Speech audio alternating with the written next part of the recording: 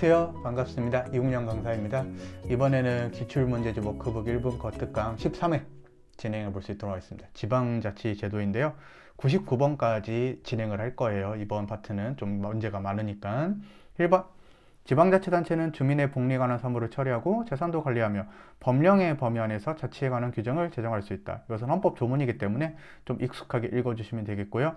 2번은 이제 다른 시험에서 냈던 걸 그대로 내신 거예요. 그래서 우리가 소환할 권리, 주민 소환권이 있는데 지방자치단체장이랑 지역구 지방의회 의원은 소환할 권리가 있는데 비례대표 지방의회 의원은 제외를 하고 있어요. 그래서 눈에 익어두는 지문이어야 되겠죠. 그래서 2번은 틀린 지문이고 3번은 시험에서 많이 나오는 지문인데 지방자치단체장 선거권도 기본권으로 인정이 된다. 맞고 4번도 헌법 조문이에요.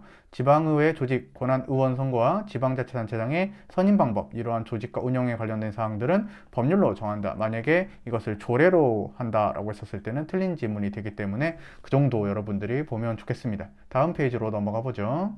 95번 문제다.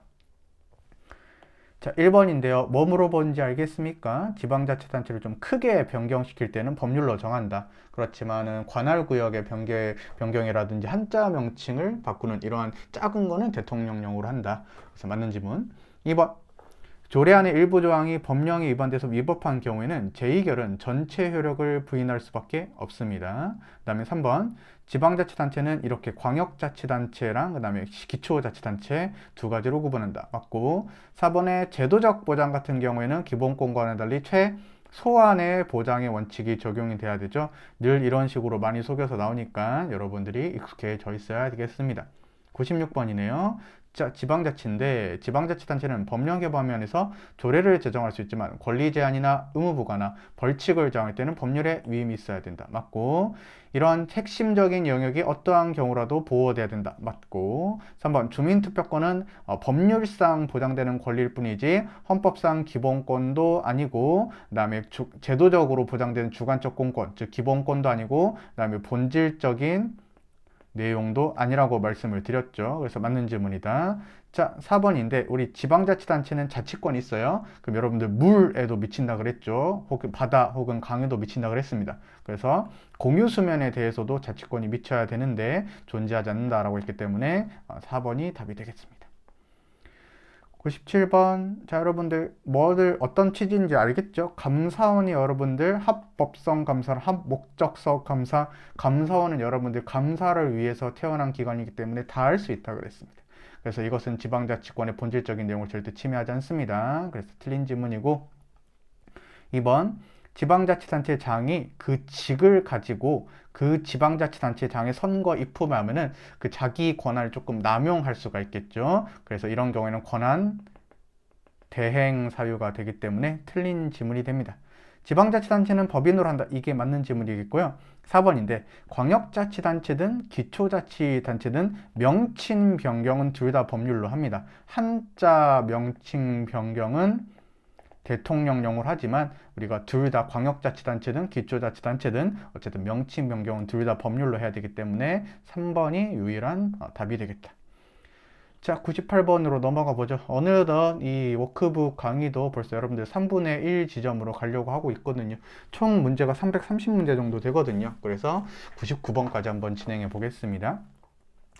98번 같은 경우에는 여러분들 요것이 조금 까다로운 문제가 되겠는데요. 자, 1번 한번 보겠습니다. 자, 시의 부시장, 그 다음에 부군수, 그 다음에 자치구의 부구청장은 일방직 지방공무원으로 부과돼 그 직급은 대통령령으로 정하며 시장, 군수, 구청장 임명한다. 가볍게 한 번만 보면 돼요.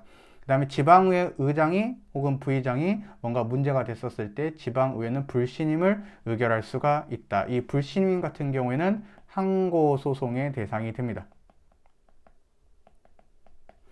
가볍게 이제 조금 공부를 해봤고 3번 지방의회는 새로운 재정부담을 주관하는 조례나 안건을 의결하려면 당연히 지방자치단체 의견을 들어야 되겠죠. 자, 여러분들 이것은 우리가 어떻게 풀면 되냐면 행정안전부 장관이죠. 지금 이제 장관 이름이 좀 바뀌었겠지만 어쨌든 장관이에요. 장관은 중앙행정기관이죠. 중앙행정기관이 이렇게 지자체에다가 감사를 할 때 법성에 대해서는 심사할 수 있지만 법적성에 대해서는 심사할 수 없다고 배웠어요. 이게 감사원과 다른 점이라 그랬습니다. 그럼 여러분들 한목적성 심사는 못하겠죠. 그래서 이 부분이 틀렸고, 합법성, 법령 위반 사항에 대해서는 실시할 수가 있는데 이 부분이 틀렸기 때문에 4번 지문이지만 이 문제는 그렇게 많이 나오는 문제는 아니라 그랬어요. 그래서 4번 정도만 잘 이해하면 되겠습니다. 99번 한번 읽어보죠. 헌법상 특정 지방자치단체의 존속이 보장돼야 된다. 틀렸고, 법률로 지방자치단체를 얼마든지 패치 분할할 수 있다. 틀린 지문입니다. 자, 2번 지방자치단체 상호 간의 권한의 유무 또는 범위에 대해서 다툼이 있을 때는 우리 지방자치단체는 기본권의 주체라니까 권리구제 헌법소원 심판은 청구를 못해요. 그렇지만 권한쟁의 심판이란 것은 국가기관이나 지방자치단체의 지위에서 청구할 수가 있습니다. 3번 여러분들 지방의회를 둔다 이렇게 돼 있거든요. 둔다라고 하면 기속이죠. 그래서 이렇게 좀 지운 다음에 지방자치단체는 반드시 지방의회를 두어야 합니다. 이거 기속 규정입니다. 없으면 안 됩니다. 그래서 맞는 지문이고, 지방자치단체가 지정한 조례가 법률 또는 명령에 위반되면 왜 효력이 없냐?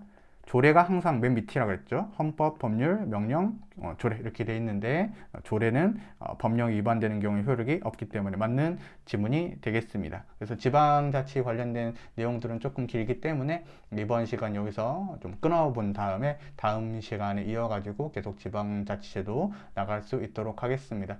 벌써 아까도 말했지만 3분의 1 지점을 달려왔는데 이제 곧 있으면은 시기상 그 내년 1차 마무리 시즌에 들어가게 돼요. 그래서 2021년이 얼마 남지 않았는데 여러분들이 이제 너무 싱숭생숭한 마음들 조금 가라앉히시고 내년에 이제 행복하고 즐겁게 놀기 위해서 지금 조금 희생한다 생각을 하시면은 좋을 것 같습니다. 너무 꼰대 같은 이야기를 해서 죄송하고요. 다음번 시간대에 또 여러분들한테 찾아올 수 있도록 하겠습니다. 여러분들 감사합니다.